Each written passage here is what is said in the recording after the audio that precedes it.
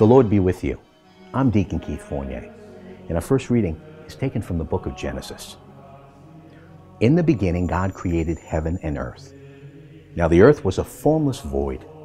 There was darkness over the deep, with a divine wind sweeping over the waters. God said, "Let there be light," and there was light. God saw that light was good, and God divided light from darkness. God called light day, and darkness he called night. Evening came and morning came, the first day. God said, "Let there be a vault through the middle of the waters to divide the waters in two." And so it was. God made the vault, and it divided the waters under the vault from the waters above the vault. God called the vault heaven. Evening came and morning came, the second day. God said, "Let the waters under heaven come together into a single mass, and let dry land appear," and so it was. God called the dry land earth, and the mass of waters seas. And God saw that it was good.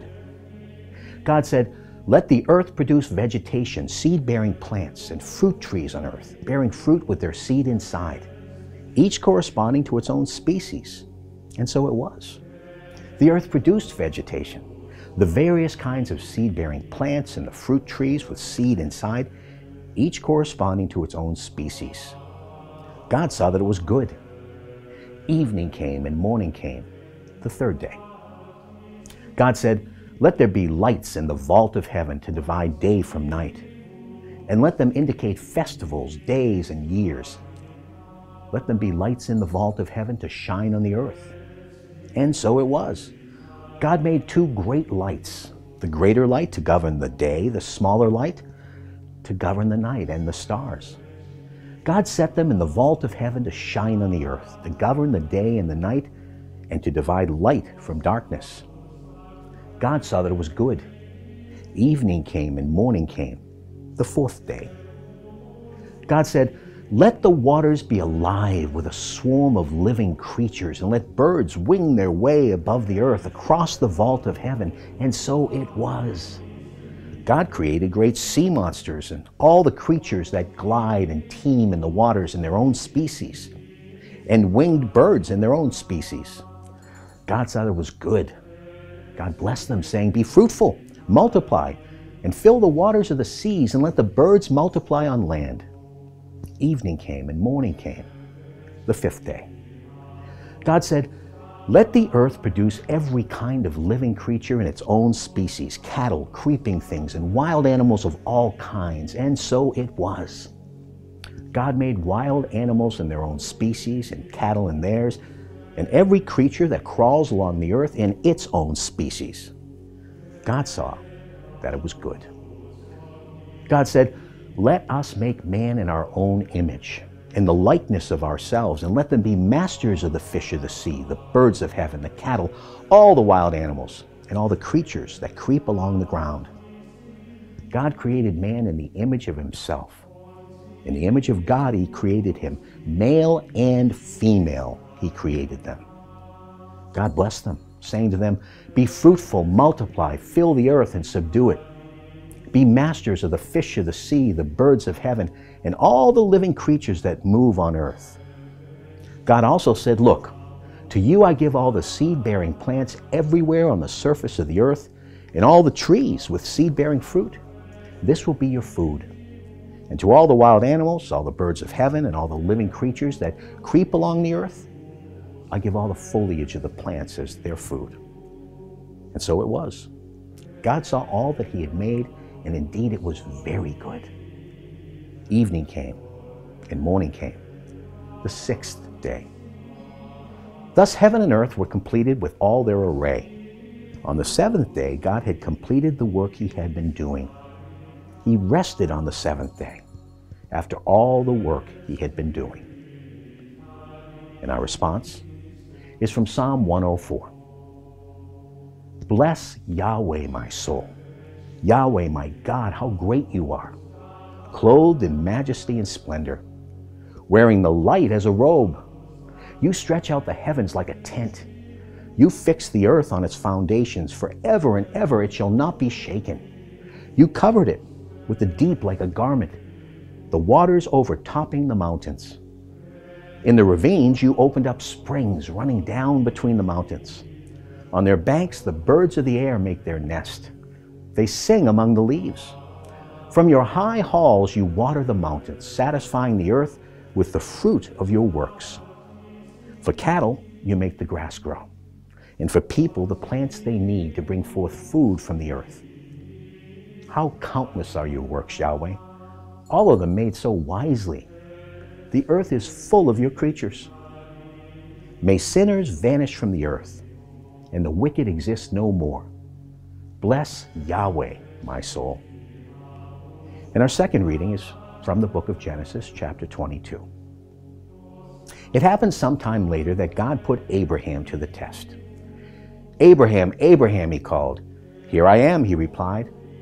God said, take your son, your only son, your beloved Isaac, and go to the land of Moriah, where you are to offer him as a burnt offering on one of the mountains, which I shall point out to you. Early next morning, Abraham saddled his donkey and took with him 2 of his servants and his son Isaac. He chopped wood for the burnt offering and started on his journey to the place which God had indicated to him.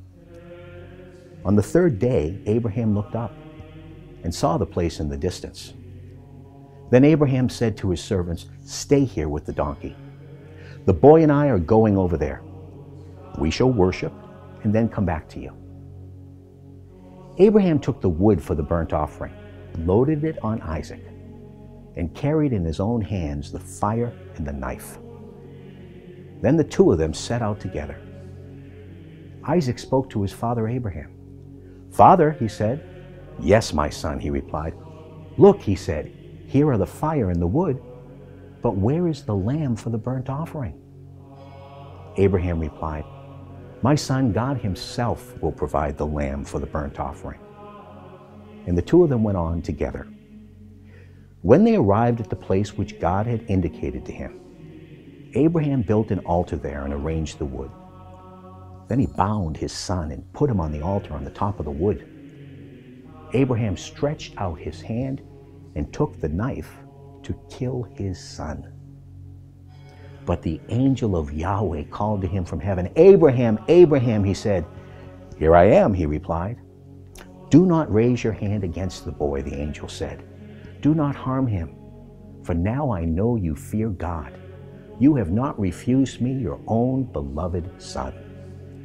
Then looking up, Abraham saw a ram caught by its horns in a bush. Abraham took the ram and offered it as a burnt offering in the place of his son.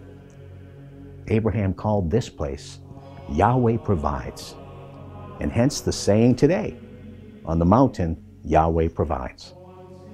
The angel of Yahweh called Abraham a second time from heaven. I swear by my own self, Yahweh declares, that because you have done this, because you have not refused me your own beloved son, I will shower blessings on you and make your descendants as numerous as the stars of heaven and the grains of sand on the seashore. Your descendants will gain possession of the gates of their enemies. All nations on earth will bless themselves by your descendants, because you have obeyed my command. And a reading from the Holy Gospel according to St. Mark. When the Sabbath was over, Mary of Magdala, Mary the mother of James, and Salome bought spices with which to go and anoint him. And very early in the morning on the 1st day of the week, they went to the tomb when the sun had risen. They had been saying to one another, who will roll away the stone for us from the entrance to the tomb? But when they looked, they saw that the stone, which was very big, had already been rolled back. On entering the tomb, they saw a young man in a white robe seated on the right-hand side, and they were struck with amazement. But he said to them, there is no need to be so amazed. You are looking for Jesus of Nazareth, who was crucified. He has risen. He is not here.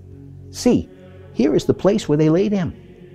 But you must go and tell his disciples and Peter, he is going ahead of you to Galilee. that is where you will see him just as he told you." And the women came out and ran away from the tomb because they were frightened out of their wits. And they said nothing to anyone, for they were afraid.